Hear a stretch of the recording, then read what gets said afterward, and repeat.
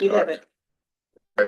So good afternoon. I want to welcome everyone to our first board meeting for 2026 with the West End Opportunity Partnership. With that is 4:30. Today, 4:36. Today is Monday, January 26, 2026. I'm Douglas Craddock. I serve as the board chair. We'll start off with a attendee, a call to order as it relates to our role. I'll let Ms. Rita do that. Sharon Allen. Alicia Burns. Dr. Kevin Field. Present. Jennifer Hancock. I'm here. Okay. Councilwoman Tammy Hawkins. Secretary Keith L. Jackson. Sheriff David James. I still have you on here as Deputy Mayor. I got to change that. Sheriff, I'm here. Thank you. Present. Gabriel Jones Jr. Here. Dr. Mary Milliner. Michael Nagel. Lyndon Pryor. Christopher Romaine. Present. Desmond Smith Jr. Present.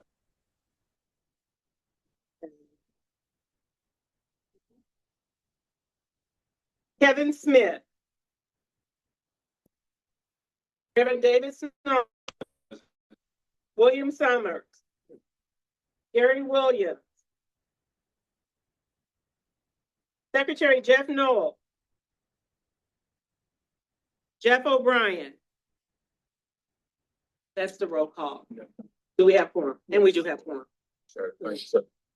Thank y'all again for being here. We want to move forward with our agenda. First, I want to get approval of a minute from our last board meeting. Then can I get a proper first and second? All those that are in favor, please say aye. Aye. Any Aye. opposed? Perfect. Thank you all. Next, we will shift to our public comments that we have here. This opportunity for any of our visitors to comment on anything that may be here. You have 3 minutes per individual. Within that, with a max of 5 individuals total. So, has any public comment? Okay, nobody so far online, no hands up. All right, do we have anybody in the room? We have public comment.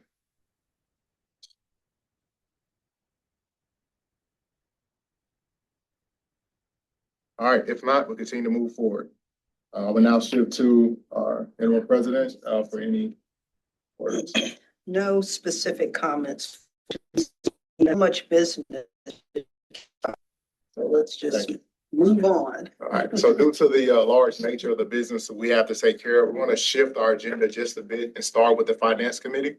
So I'll shift that to Willie Summers, our chair. Thanks. Hey, the finance committee met and we looked over the finances as far as the balance sheets, and we recommend they were sent to the full board. So we really just need for us to accept these. So I don't know if anybody has any other questions, concerns, comments about any of the information. If not, we just really need some to Motion to approve. step. Yeah, Are you suggesting approving the entire slate as one vote or? no, this is just the finance, the financial. Yes. Second. Is there any other discussion? If not, all in favor? Aye. Any opposed? Aye. The those are accepted. Now, before we get into anything else, Chip, do you have any update for us? No update. No update. Is Justin or Chris on the line? Don't see. I see. From Crow, basically, okay, we're still working on the budget they Thursday to make sure everything's really moving quite seamlessly from a finance perspective. So I don't know, do any of the board members have any questions or comments or concerns about something that you may have discussed before, but you just want to see where it is or anything like that? All right. If not, I think that and Laura, so we can discuss the fundings that we have on our agenda today. Notice that we have 4 matters that came from the finance committee to the board, and Travis is going to lead the board through a discussion of each of those.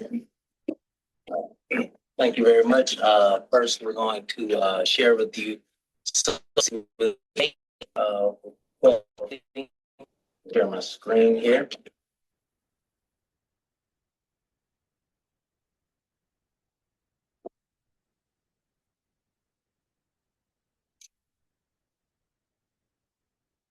Good evening. My name is Tiana Barnes, with Cornerstone Engineering. And this is the executive brief for Sowing Seeds with Faith. The project location is at the Baxter Community at 1125. The request is for $100,000. It's a 1-year capacity building grant. Overview of the organization. Founded in 2017, Sowing Seeds with Faith is a West Louisville-based nonprofit organization dedicated to closing academic, social, and opportunity gaps for Black youth. The organization serves more than 750 youth annually through a comprehensive model that integrates enrichment, mental wellness, family engagement, and college exposure. Sowing Seeds with Faith is led by founder and executive director Demarion Fleming, a Louisville native with more than a decade of experience in youth advocacy and program leadership. Program summary includes $100,000 capacity building grant to expand 2 core programs with demonstrated impact.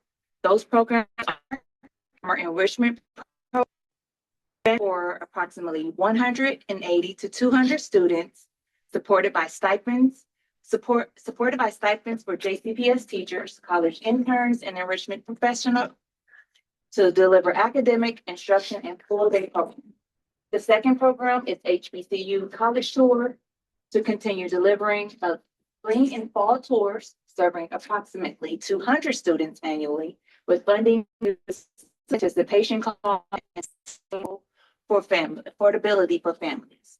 These programs are designed to address academic achievement gaps, increase post-secondary exposure, and support long-term educational and economic mobility for youth in West Louisville. The grant funds will support program staffing, instructional stipends, enrichment activities, transportation costs necessary to increase enrollment capacity and sustain high-quality programs, and directly support maintaining free or low-cost access for participating families. Staff perspective. This request represents a targeted investment in an established youth-serving organization with documented track record of service delivery, strong community partnerships, and demonstrated outcomes. The proposed use of funds aligns with the partnership's objectives, education, long-term neighborhood sustainability, while supporting organizational capacity and near-term impact. Board, you may notice that this is a little briefer than usual. What we did is we shared the presentations with you all beforehand, and then we want to give an overview within the executive brief during the meetings. That way we can potentially be of service to more initiatives.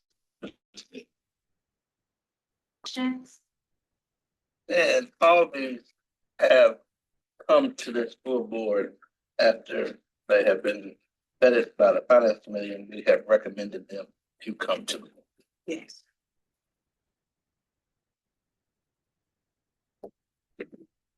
You ready to entertain a motion?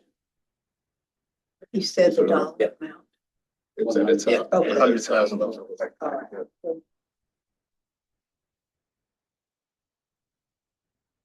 vote. Second. Second. All those in favor? Any opposed? Abstained? All right, thank you. It's been voted and properly approved. Thank you.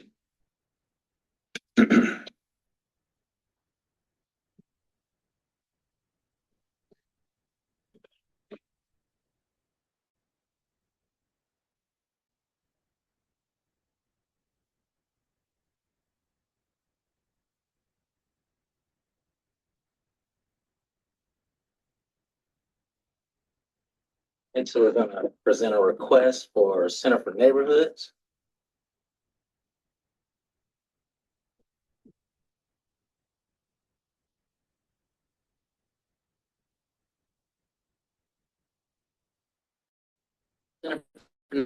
My summary is a $300,000 grant was the original request. It was revised to the amount of $135,000. As you all know, we've discussed several times how some of the initiatives may come in at a certain amount, but after working with the applicants and getting an understanding of what their primary goal is quite often then that may be reduced to a certain amount. This is one of those cases where the amount was reduced to $100,000.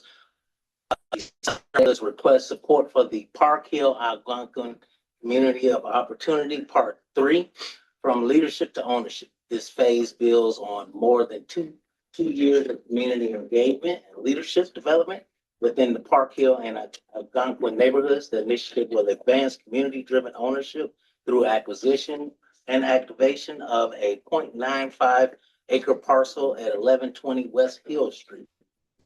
Economic publicly owned marketplace and workforce campus designed to generate local jobs, entrepreneurship, and wealth creation. Approve the partnership's $135,000 contribution represents the site control tranche within the total $1.4 million project budget, covering land purchase and transaction costs. Center for Neighborhoods will temporarily hold title for approximately 18 months while the Rising Roots finalizes transitions to full ownership. The investment secures physical control and catalytic site within the Rodeo corridor and operationalizes a replica model for resident-owned economic infrastructure in West Louisville. Community benefit. Establishing community control ownership of a key redevelopment site creates 14 affordable container stalls for neighborhood entrepreneurs and pop-ups. Local co-op dividend funds provides paid youth internships and workforce development opportunities for adults. Transforms a formerly industrial parcel into a safe, active, and inclusive public space. Embeds accountability and stability through structured co-op governance and fiscal sponsorship. Funding sources are included Community Foundation of Louisville, Jeans Foundation, West End Opportunity Partnership, which is the request here. Foundation again has another anticipated grant that they're looking forward to receiving. $600,000 in federal opportunities are pending, as well as $150,000 in additional philanthropic acts to Brown-Forman, Norton, and Norfolk Southern.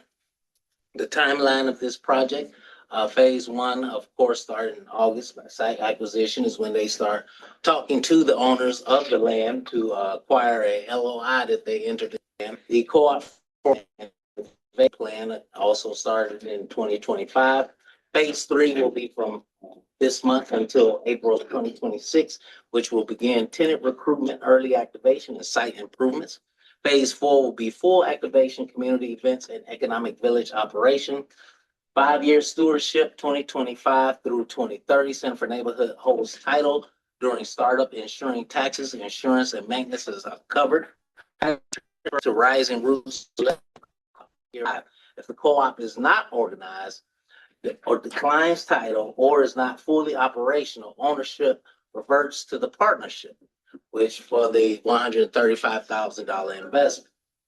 Notes considerations. The partnership's $135,000 grant secures community controlled land ownership while safeguarding the investment through revisionary rights. Center for Neighborhoods track record includes plan and Parks and Plan facilitation. The project demonstrates anti-displacement practices through co-op formation, transparent governance, and equitable leasing. Structured to model long-term community stewardship with a 5-year oversight and accountability window, aligns directly with the partnership's mission of wealth building, ownership, and sustainable neighborhood revitalization. Are there any questions on the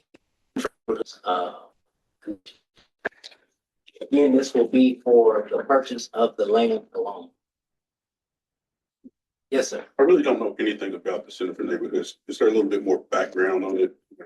How long they've been around? What have they done already? Yeah, the Center for Neighborhoods has been around since 2021. Well, long before that, it was an architects' organization that's been around for about 40 years. But they started this project along with Rodea side, sponsors for Reland, helping them raise funds for another initiative that'll be brought up in just a bit, which is a 240 unit housing development. So Center for Neighborhoods has been there on the ground with Reland from the very beginning of revitalizing this this area. So the Reland is separate from. Yes, the Reland is a separate. The Reland is a loan request. Right. Center for Neighborhoods, but it's free from each other. So it's basically going to revitalize this entire corridor. So that's going to be Park Hill, but then they're also moving down to Algonquin as well. Yes. Okay. That will be the temporary setup for 5 years if they build out and then move down the street to Algonquin. Yes, sir. What is this Rising Roots Collective Co-op? What is? That will be the co-op that will actual use themselves form. Center for Neighborhoods are going to be the steward for the 5 years while they help set up the co-op. The co-op will be made of community members that will actually take ownership of the actual units themselves, which they will bring in some small businesses, some that will be incubators, some that will be actual businesses from the community that are already performing. Yes, sir. Wherein the land would revert back to the partnership? Was that if like a particular component doesn't happen in a certain way, or is that if anything goes? Only if the co-op isn't formed in 5 years. So they have an entire 5 years to form the co-op.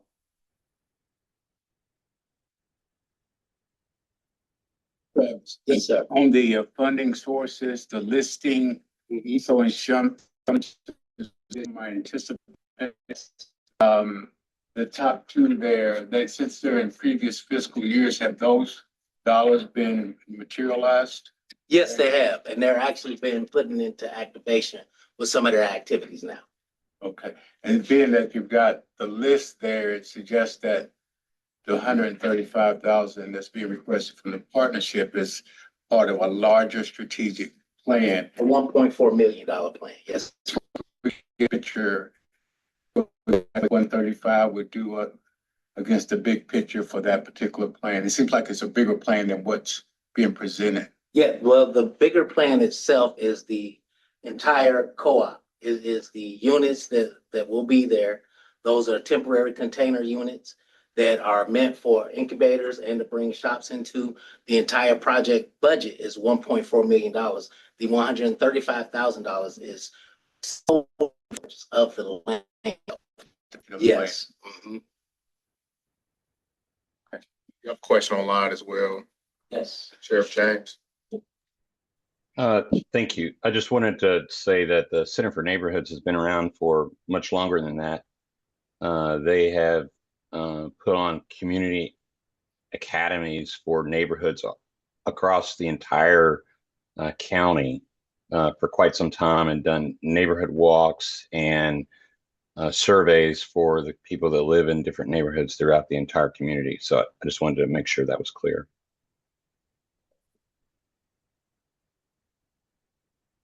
Yes, sir.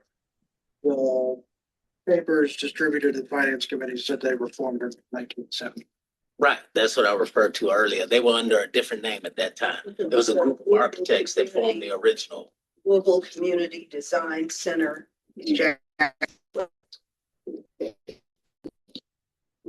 So just a follow-up on the total of 110,000 from the Community Foundation and Gaines. Have those dollars been expensed already? Are they being held?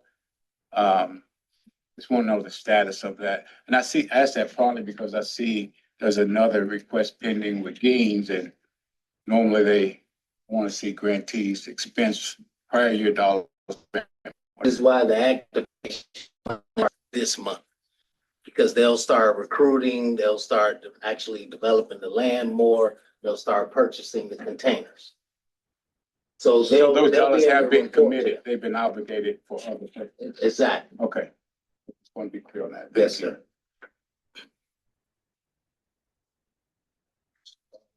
Michael Forbush has his hand up. Michael, if you want to introduce yourself.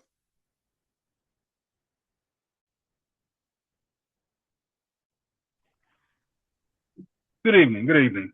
So, my name is Michael Forbush. I serve as the Executive Director and Chief Operations Officer for the Center for Neighborhoods. I just want to clarify a couple things. First, the Center for Neighborhoods was founded in 1972 as a group of architects and a community design center. Our current configuration, we've been doing this type of work since the 1980s, right? So we've been working in neighborhoods with individuals to improve neighborhoods since the 80s. So we are still technically the community, Louisville Community Design Center. We have a DBA as the Center for Neighborhoods, right? This property that we're talking about now is the development of a group of residents who came together through the Reland Project, who said, we want ownership in our neighborhood and we want to be able to do more, right? They believe in both themselves and the neighborhood. And what we are trying to do is activate that belief and allow them to continue on with their development, to create this cooperative where each person has ownership of this land and to be able to develop it and move it forward in a way that continues their vision and their leadership in the neighborhood, right? Working in conjunction with the Reland Project, we have really brought together a group of dynamic residents who almost all live in the West End, 30 individuals who have worked for 3 years to get to this place where they are both excited about their neighborhood. They have stopped listening to what people say about them and their neighborhood, and they want to really embed themselves through ownership, actual land ownership in the Park Hill and Algonquin neighborhood. Does that make sense? Yes, yeah. Thank you, Michael. Really appreciate the insight and perspective. All right. Thank you. Any further comments or questions before we go for a vote? This being, do you have any? This, and I think is a really good plan that they've been working on it for quite a while. And I've been going to some of the meetings or whatever. And I agree with it because it's something that the Port Hill and Algonquin neighborhood really needs. So is that a motion? Yes. All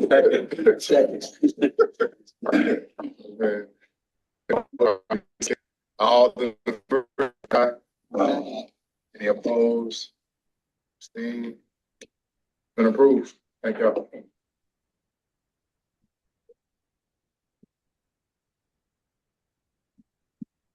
Very much. Next, we're gonna move on to Global Black Media LLC. Pretty good with that. I'm abstaining from this vote due to my. Like this chair, just for the record, I want to recuse myself from any deliberation as well as abstain from any vote. I have consulted with Mr. Price as well as Mr. Dale, and know that their plan does affect my organization. But for those reasons, I will recuse and abstain. I'll be abstaining. A church works with those.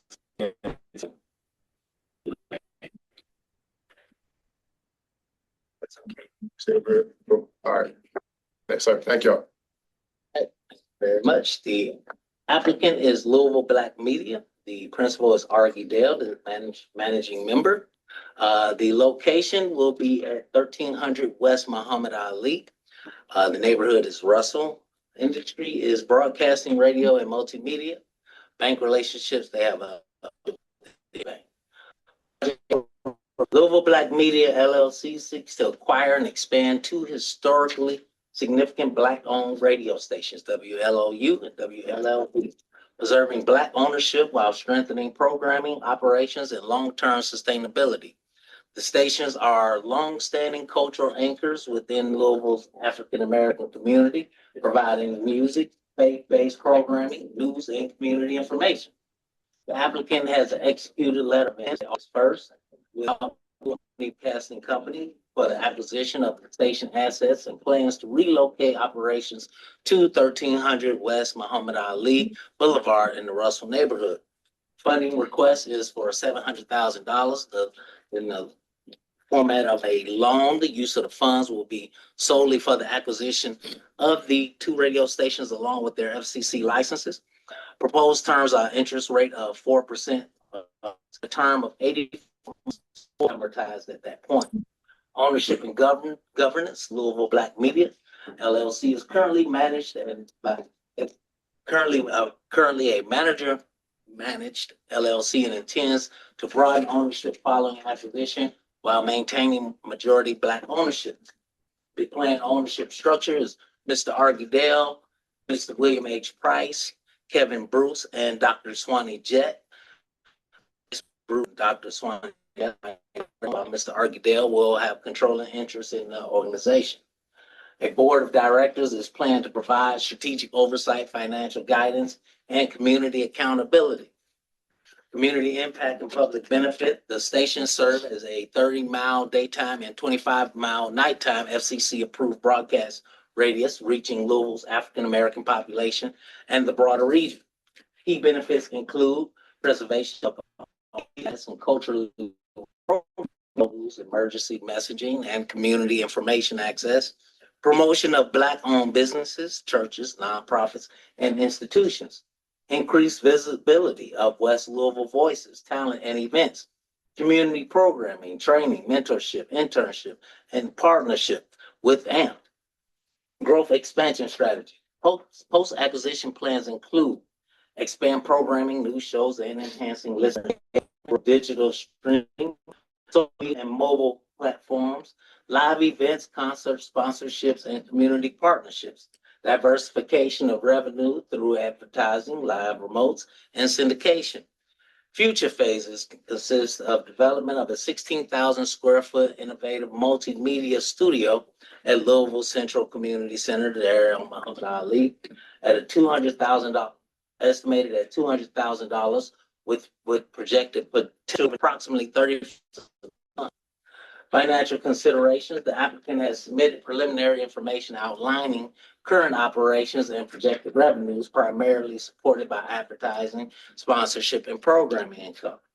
Consisting of standard finance committee review procedures, additional due diligence materials have been provided there in the folders there for the financial consultants and the leadership and finance committee to review it. The finance loan repayment is anticipated to be supported by station operating revenues with future growth strategies intended to strengthen debt service coverage over time. Timeline acquisition closing in March of 2026 if approved. Reallocation and on-air operations fully completed by spring of 2026. Community programming launch in fall of 2026. That's the training, mentorship, internship program.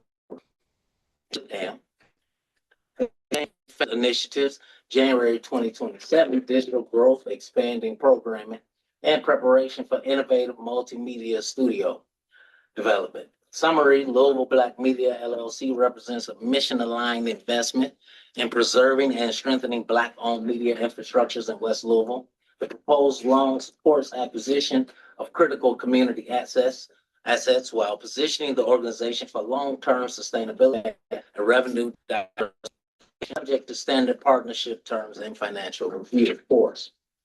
That is the summary brief. Again, it is a $700,000 loan, which this is the first initiative where the partnership will be in the first position as far as amortization goes. So if anything happens, which we're all believing that it won't, the partnership is the sole debtor to the applicants. There's no one else who will leave anything. And the applicants are under understanding they're gonna have to secure this loan, of course, with assets of the organization itself. Are there any questions concerning the request itself? Yes, sir. Do we know how much of the loan will be going towards the purchase price versus to, like, will any of this go towards that phase two piece for the 200,000, or will this all be? Will all be consumed by. That's why, like in several other deals, partnership is not in first position because it's being fit into somewhere. There will be, the partnership, you will be in first position with this request. You know why it is that we're the only people on this one, whereas in other deals, we've been a portion of the capital stack? Well, the applicant saw it as being a community partner. The partnership advantage that the community itself will be at the table with them. The applicant argued the majority owner has put up the earnest money, the $35,000 out of pocket, as well as covered other expenses with his partners. But they, instead of going to a traditional bank for a loan, they wanted to come to the partnership so the community could be there at the forefront.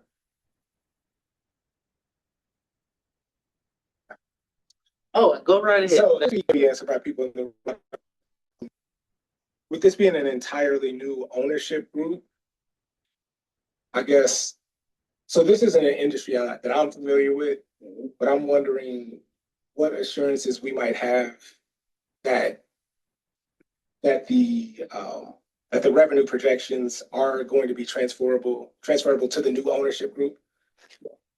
Well, the forecast is going solely off historical performance.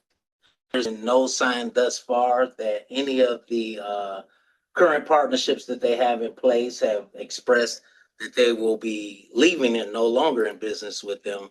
So their revenue partners currently include Metro Police, Norton Healthcare, Urban League, AMP, Kroger, Kentucky Lottery, Derby City Gaming, Republic Bank, McDonald's, Popeyes, Live Nation, Yum Center, Louisville Palace, Black Promoters Collective, Care Center, U of L Health, Dental School, Park Duval Health Center, and the Muhammad Ali Center. So, and no one has stated that they're going to discontinue their partnership. Every one of these people know not only the owner, Argudale, but Mr. Price is the #1 salesperson within the organization, and he will be going along to join with the team. You may not know, Neighborhood Day, Dr. Gabe represents as well, so. Just make sure. Yeah, hits all the questions. Yeah. I know they gonna ask me. No, absolutely, absolutely. And also, we all know that LCCC is a resource to the community. The rent alone will add another $32,000 plus to LCCC yearly to help them continue to be a resource to the community as well. I'm sorry, go right ahead. Oh, did somebody else have it? No. It was a question that I was just going to address a question that Mike Nagel, you had during the Finance Committee meeting. There was a question about the FCC renewal. So we've confirmed with the current ownership that that's only $6,000 to $7,000 a year. Those numbers that you saw, the $400,000 and the $200,000, that was the appraisal of the equipment and the license. That's a lot better. Yes, sir, it is. 6 to 7 or 67? 627. 6,000 to 7,000? Yeah, $6,000 to $7,000 a year. I can translate something. $6,000 to $7,000 a year. Yes. And so I just have another question just about what we fund and just precedents that we might, from your perspective, a shift for us from funding businesses to funding business acquisitions? Not at all, simply because of the resource that WLOU and WLLV are to the small businesses in the community. I spoke to one small business today. She gave me permission to give her name, the company's name, PL6, Miss Portia Shoulders. She was able to barter for advertising on WLOU those funds, and it has helped her business, as well as others like Never Leave a Stain. That's Miss Giovanda. She has a small business in the West End, and she's able to barter as well. So, and not only saying that, but then the community events that they'll hold, West End, Louisville, small businesses being able to participate as vendors in these events. So not at all. This is investment in the community by way of investment to this organization. Yes, sir. Couple of questions. One, where are they moving from? It's on Second Street downtown. So Okay, they're so they're- moving from, yeah, So we'll get those taxes. exactly. Payroll, yes, sir. Payroll and any sales tax as well. All right. And then also, I don't know if you know or not, but I got an email from the Yes. West, okay, associates, and they had some questions too about the impact on the community, the people in the community, like, you know, and how's that, other than that as well? Because I understand the small business part, which is good. Yeah. But what about, you know, the people in the Russell neighborhood? So, and that's hence my last statement, with the, as far as the small businesses that they will help. But not only that, I mean, this organization has built interns, helped them along the way in their path. So to quantify it exactly of what the immediate need will be or what the immediate ad is internship, they've established several established journalists in the community, including those like Don G and others that are on television now that came through internships, and the relationships that they have with the different churches in the community that broadcast on WLLV. Over 50 churches have broadcast during the course of a week. Then several, the Bishop's Table that is coming up next year. So these will be people temporarily, but others that will enter into this industry and go on to have successful careers. And just that, I was about to say, just to add on what Chris said, was going to state in regards to some communication did come to some of us in regards to some concerns and he addressed. So just out of full transparency, that came through on Friday in regards to this proposal for them. So thank you, Chris.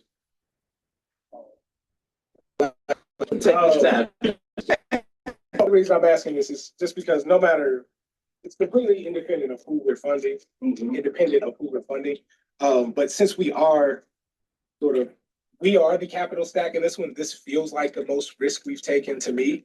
I may or may not be correct on that, but I'm wondering, you mentioned our ability to secure the loan. How will that process work? And is that just gonna be, the loan will be secured for recording things, or is there an amount that the things that the loan is secured to will have to reach? Or what does that process look like? Currently, the assets themselves do equal the value of the exact loan.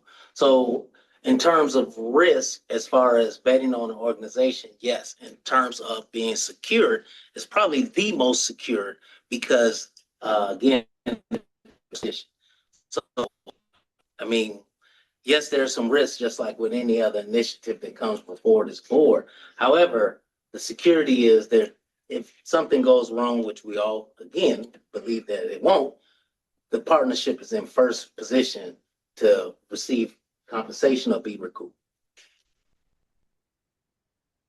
Yeah, going online with Sheriff James. Yes, sir. Thank you. I just wanted to echo what I think Chris just said, but also I wanted to say that we know that this particular organization, WLOU, has been in existence for over 50 years. And I don't see any things coming up in the near future that's going to stop that. And so I don't believe that the risk is more riskier than anything else that we've done. They have a proven track record. I would also say that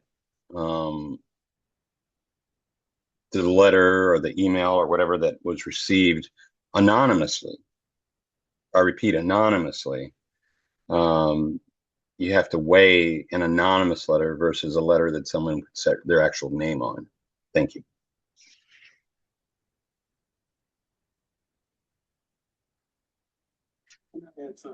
Oh, yes, sir. I just want to speak to your question. I'm sorry.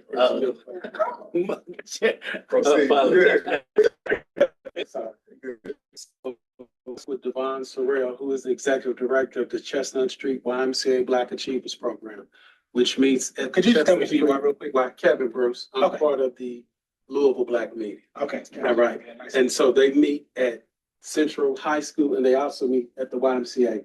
So we have already forged a relationship with the individuals in high school that are in their communications cluster will be set up to do intern to develop the college to work at those radio stations and to be prepared to move into the community with the experience of having live radio experience. So that's one of the partnerships we've already leveraged.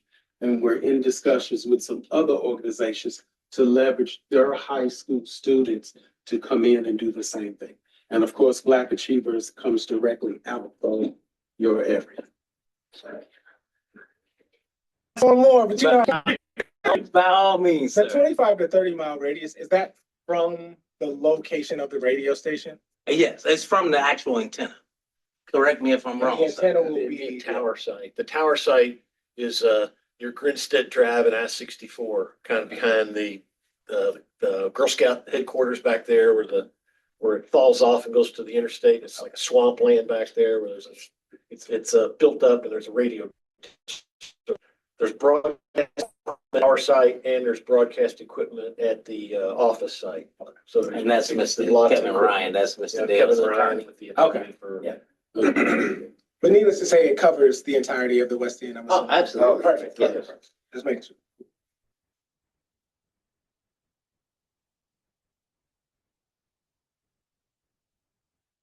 No further Like questions? that, you know, we have a relationship with people like AMP,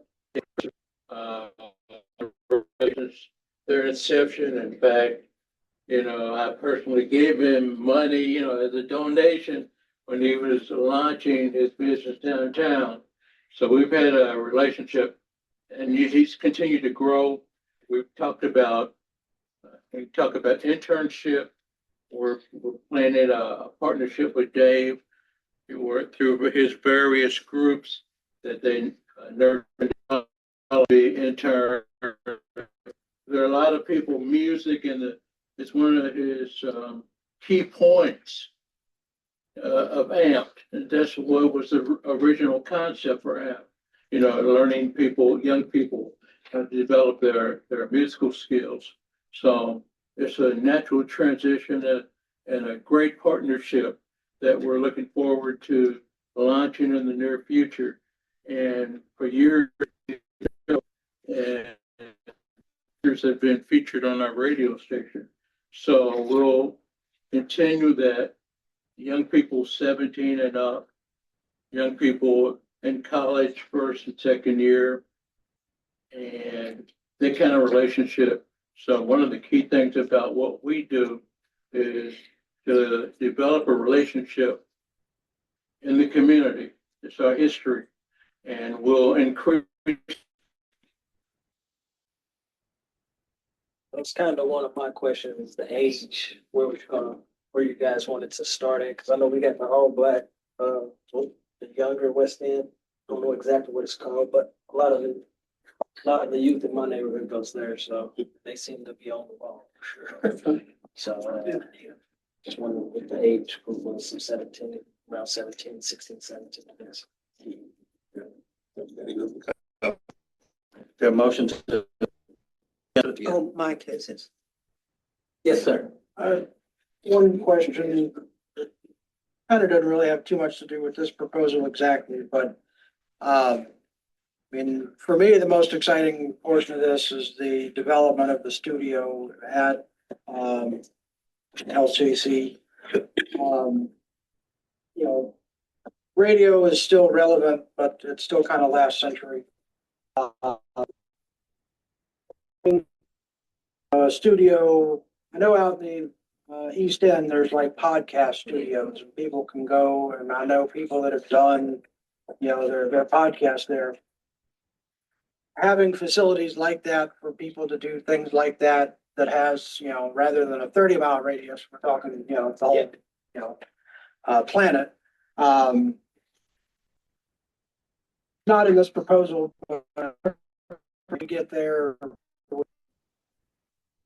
That's where I think what we're doing here facilitates that, but I think that's, for me, the real power of what we're doing here. I agree with you 100%. I would say it starts today. Yes, sir. I wanted to address the mileage and the radius of the station. We've got day and night trying to get our signal as equal to the other signals in the city of Louisville. And we've done that when we did WDGS, WLLV itself, when we first, its inception. So we know what to do, how to do it. So now we're just working on when we start. Once we get the on board, getting our signal in a different direction and coverage that it should be. Now it reaches everybody that we want it to reach, but it's always better to have more. And like when you called me today, I was working with a group out of North Carolina on that signal project today. That's why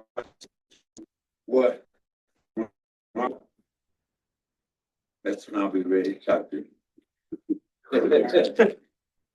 And everybody come. Hit me tomorrow too. And before we vote, I think Michael really gives a really good point. It's about the coverage of the internet and podcasting, and where signals are important from a broadcaster standpoint. When you do a podcast, it can reach anybody on Apple Music or Tidal, whatever the case may be. But also different things that people get into, and hopefully this studio, we'll be able to make that happen for a lot of our youth, but also anybody that has the entrepreneurship spirit or whatever the case may be as well. So really good point, Mike. That's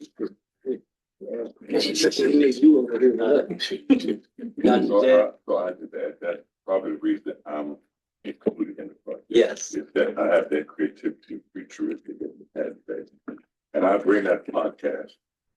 I do a TV show. But I'm adapt to the podcast, but that's something that you can train. And I can train people. They do podcasts, but also go on TV. And you really don't speak much there today.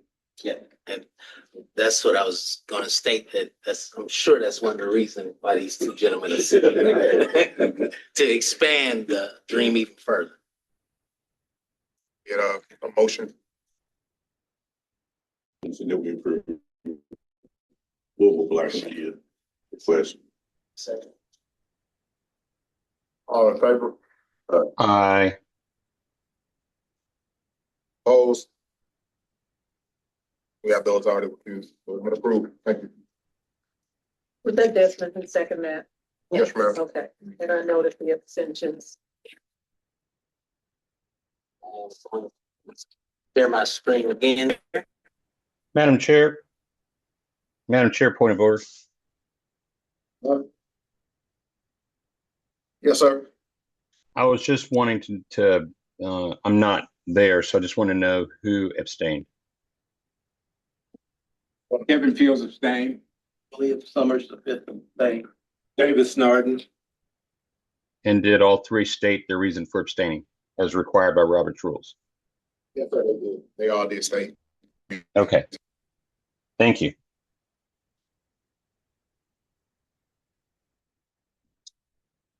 Good. All right. Thank you very much. We're going to go on to our next proposal. Yeah, are you exiting? Let our guests leave. All right, let our guests exit. No. Thank you for joining us. Thank you. Situation.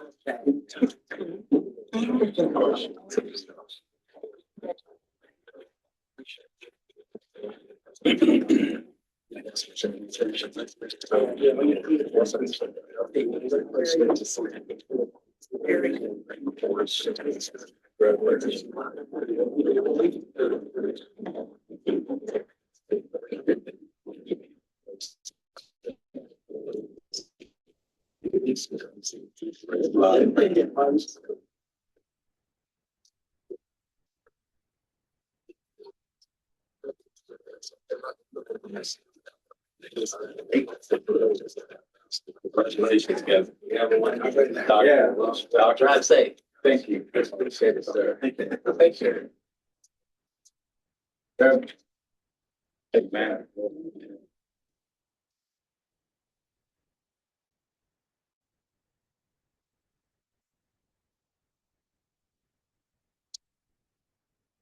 Y'all, we'll move on to our last initiative for the day. The executive brief is Reland Group, same as the others. Reland Group's full presentation was provided to the Finance Committee meeting back in December. Reland Group is a certified MBE. The project is the Park Hill Phase 1, Park Hill, West Louisville. The request is for $1,970,070. The proposed terms is a 15-year term at 4% interest, 20-year amortization, 5 years of interest-only payments. The overview.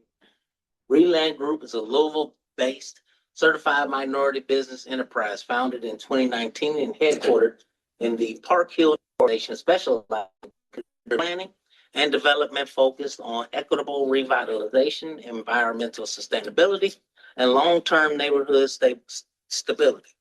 Reland has led multi-year community engagement efforts in Park Hill and Algonquin, including the formation of the Community of Opportunity Advisory Board, the COAD, a resident-led advisory board guiding neighborhood priorities and long-term vision. Reland's objective here is the community stable, no matter what their objectives and their long-term goals will be. Project summary: Park Hill Algonquin Acres is phase 1 of the redevelopment of the long vacant 17-acre former industrial brownfield site. Phase 1 includes 233 affordable rental units across 3 buildings on a 6.5-acre site, serving households earning 30 to 80% AMI. That's your average median income. Project financed through local credits and tax-exempt bonds, with phase 1 development costs exceeding $85 million. Development ownership: the project utilizes a conventional LIHTC ownership structure. Reland Group and LDG Development serve as the co-developers and general partners, with LDG providing LIHTC execution expertise, bond financing experience, and construction delivery capacity. An institutional investor serves as a partner in exchange for the tax credits and related financial benefits. Community and entities include COAB, participate in an advisory capacity, and do not hold a ownership interest. So the COAB was formed as an advisory board for Reland to always be there, but they do not control interest within the project. Use of the funds and repayment: the request of $1.97 million sustainable infrastructure building elements, including solar energy systems, high efficiency HVAC, building request envelope improvements, and the stormwater infrastructure. Construction is anticipated to begin in February 26, with full completion by August 28. Repayment will be supported by project-generated rental income with the initial interest-only period, followed by amortizing payments and a balloon at maturity. The request came out of the need to fill a gap funding that was originally in their funding, but was removed by the current administration when green gas initiatives were defunded. So that's why this request is in front of the partnership today. Staff perspective: the project aligns with the partnership goals related to affordable housing, neighborhood stabilization, and long-term community investment. Development is consistent with large scale and are mitigated through experienced co-development partners and institutional financing structures. So the funding that Reland is going to receive, this is a LIHTC deal, which is a 4% tax credit deal where they receive so much funding from a financial institution, it goes toward the project. In this case, I believe it's upward of $38 million. So their capital stack is there again. It just was removed. They position themselves with some outstanding partners that are experienced in doing this. I think it's a very smart way to really bring this initiative home. Are there any, and again, you all saw the full presentation, but are there any questions that I can answer concerning this proposal?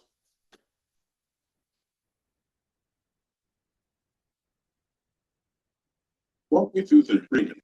Oh, so it's a 15-year term with 4% interest with a 20-year amortization, 5 years interest only payments. So for the first 5 years, it'll be paying the interest payments only. And then at 15 years, you're going to be making payments throughout that 15 years as if you had been funded for 20 years. So at the end of that 15 year, it'll be a balloon payment that is automatically due that will cover that balance.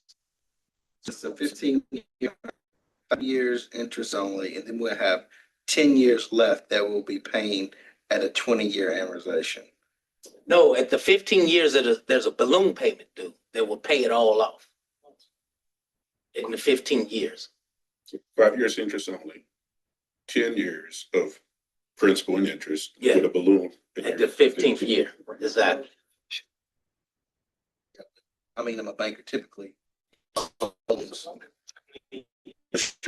First May not.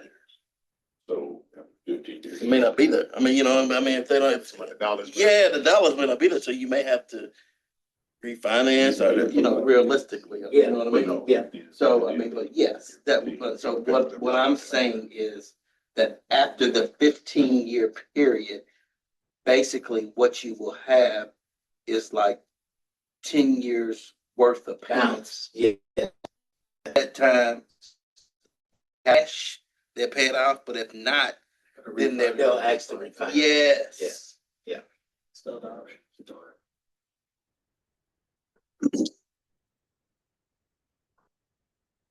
Now, but that, in those times, you know, it's probably be, some of us won't be here, some of them won't be there.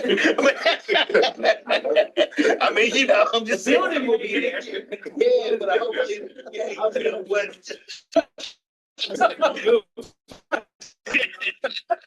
So, but I see what you're saying, William. And the thing is, yes, that will be there. And if all goes well, their rent roll has the revenue coming in to be able to make that balloon payment.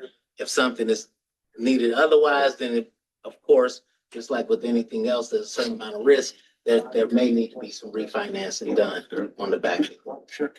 Travis, will this proposed term set a precedents moving forward when you think about that balloon that will just kind of explain when other proposals come through? Well, actually, it was already set with WEI. I'm sure it was. Yes. But there was four, I mean, it was a much shorter. It was a shorter term. Yeah. It was 10 years, but it was still 15 years amortization with a period of interest only. So precedent was previously They set. also paid a lot more upfront. Right. Well, HPI. Yeah, that was paying up front. Yeah. WEI is the one with the equity piece. Yes, sir. Yes, sir. So if in 2 or 3 years we have an administration change and the funds that they lost become available again, or they have a way of recouping those or reapplying for those?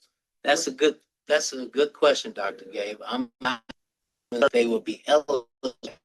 Yeah, I Because mean, of, yeah, exactly. but I was just, but in an instant like that, would the structure of this loan prevent them from saying, hey, we just want to go ahead and pay y'all back, we got this other? That's a good point, and there's potential that we can actually put that clause into the agreement. We can ask Michael and Amy to, if there's an actual opportunity that those funds then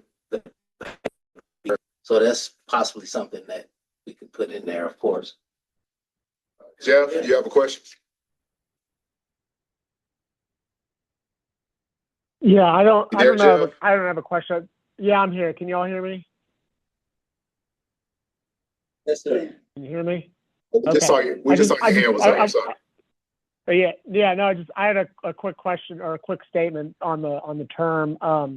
This is a low income housing tax credit deal, so 15 years is pretty standard for that. I will say just this has been a project that the city's worked pretty hard to get to this point. We did put quite a bit of money into remediating the contamination on the site. We've owned it for about 30 years, and it's just kind of been sitting fallow. So that payment term is going to be really tied to the low-income housing tax credits that they're receiving through KHC. So just wanted to make a statement on that. And so I don't think it sets any precedent, just because we're not going to see a ton of LIHTC deals come through here. Sheriff James. I just wanted to say that we've been working on this for many, many years. This will be transformational for that part of our city, and I really believe that's why WEAP was created. And I just would encourage everybody to vote yes.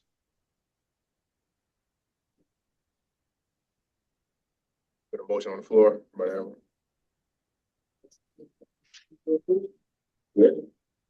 All in favor? Aye. Aye. Been approved. Yeah, it's Chris. Yep. Travis, thank you. And as y'all see, we try to be more efficient and effective with, and we're going to have a summary to the meeting. If you have any issues with that, definitely let us know. Trying something different, but as of right now, that's how we're going to move. So it kind of puts the opportunity on you to kind of come prepared and then the meeting in the best way possible. So. Mr. Chair, before we go on, Justin was not on the call as far as an update from Crow. Chris, do you guys have any update or anything?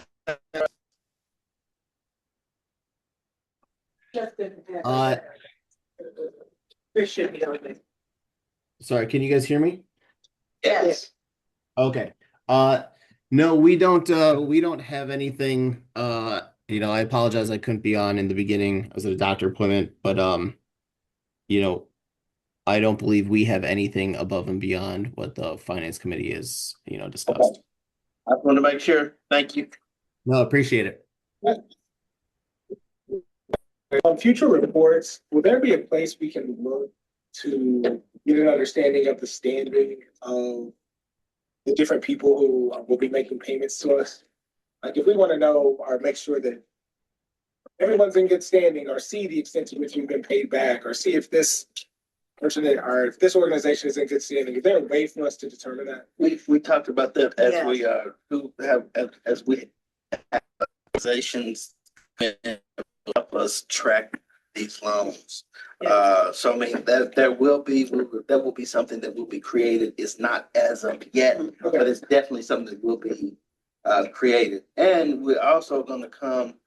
We talked to Lauren and staff and Pro about, hey man, there's going to be X amount. Whether it's going to be $6 million that we want to try to lend out, and then causing grants. Something like that makes sense for the organization going forward. We're in the process really of working that out, working with staff and working with Pro to try to make sure that we get something there that is feasible for an organization this size. Just a couple of months ago, working with Crow, we did develop kind of a trial run, just a chart or a flow chart, which showed loan than the projected. We would have something to track it against. But what you're requesting is definitely in the works for us. The other thing that the chair mentioned is at some point coming up pretty soon, the finance committee has said that it does want to have some conversations about how much money would they recommend the organization to lend out during a year. The organization giving away in grants. Do you want to do it on a cycle, or do you want to have it remain open in the way it is? So the chair is going to come back with a recommendation on those things. And then Laura, just to piggyback on what you said, Chair, Finance Committee, we are currently tracking through the financials. You know, we had the tab with the question that Dr. Gabe asked. Tracking, as a matter of fact, I think it was on the budget that went out to everybody. But I think you're talking about a more structure. But right now, we are tracking that information on a spreadsheet. But It's gonna grow fast. Yes. Yeah. You know what I mean? Yes. Michael. So I think I couldn't hear everything Rita was saying, but I don't know if it was finance committee or general meeting, but I believe put each liability, each, I guess, loan asset on the balance sheet separately, so you can track it yourself somewhat manually. Okay. And I think right now there's only one in repayment, so you can kind of see, it's really easy now. So we given, it's gonna get a little bit more difficult based upon the amount of folks that we are, hopefully, dollars we're putting out there that are creating more tax dollars, jobs, and All right, so we'll move forward with our committee updates. We'll start with Jennifer. You said who else? Jennifer. We'll start with board and governance. Jennifer had to go Yeah, Jennifer had to leave, she's out of town as well as Carol James. But she did send me a text to say she's planning a board development committee meeting on the 25th.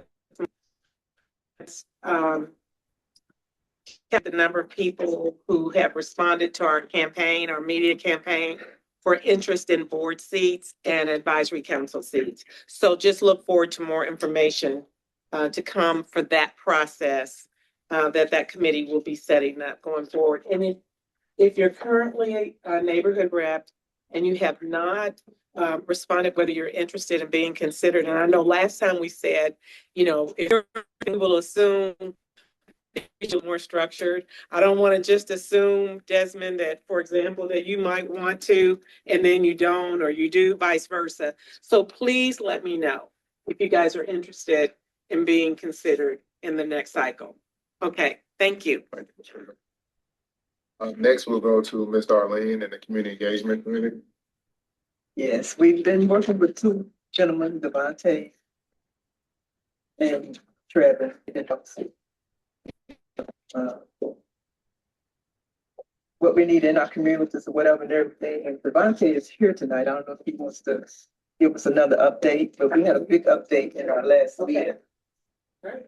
Hello, everyone. My name is Vontae Scruggs. Ms. Darlene shared with you all community engagement and research specialist myself, and Trevor has been working with the representative to talk about how it is that we can engage the community, building responsibility as the representatives, being somewhat as supporting their constituents within their different neighborhoods. And so we're looking to do one-on-one engagement this month and bring the entire representatives together to continue to build on their work and to have a framework by the end of this quarter. So those are a few of the things that we're currently working on. Thank you. Next, we have old business, kind of new business. I want to give some love and referenced it earlier. Kevin Fields finished his doctoral degree at Spalding, defending his dissertation. So I want to say congratulations. Appreciate that. Yes, sir. Give God the glory and thank you for the acknowledgement. Appreciate it. Very well. Very well. Also, any more may exist? No. As you can see, we have our meeting schedules on there. Thank y'all too for being flexible last week and coming this week. I forgot to mention that. And then one more update, which will be new business. I know we're meeting every other month in between the executive committee. So those are the committee chairs, myself, Ms. Darlene, we will meet just to make sure we're on the same page to really start building kind of that governance kind of board have as they move, that we're all on the same page and move with fluency and also able to operate within the meeting within a hour time frame of improving and doing some really cool things as well. So we want to make sure we always stay respectful of everyone's time and also know that you're valued while you're here and making sure we're making best use of that at any case too. So more changes around efficiency, continue learning, and just appreciate the work that y'all continue doing in your community, but also on this board as well. So appreciate y'all for that. If nothing else. Not to prolong the meeting, but I just feel compelled to cheerlead a little bit. We're in the season of Black history, and I think this meeting has really been a testament to the impact that this organization was founded to create. So I echo the Sheriff James' comment that we look at the collection, the body of work that these 4 proposals represent to the power. So I want to say kudos to the leadership and to my colleagues on this board. Well done. Great job, and great job, Travis, your team. Excellent work. Ms. Darling. I just want to let everyone know, tomorrow is Rita's birthday. Happy birthday, Rita. Don't tell us my birthday unless you sing. Come on, Dr. Gay.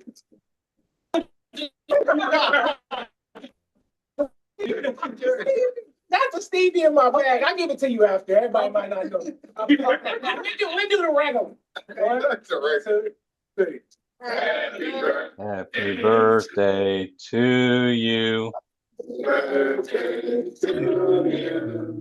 Happy birthday, Birthday, dear Rita. Happy birthday to you.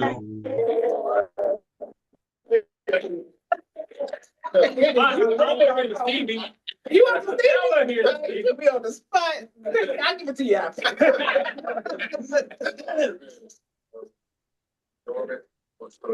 Motion. Second. Adjourn. Thank y'all. Appreciate y'all.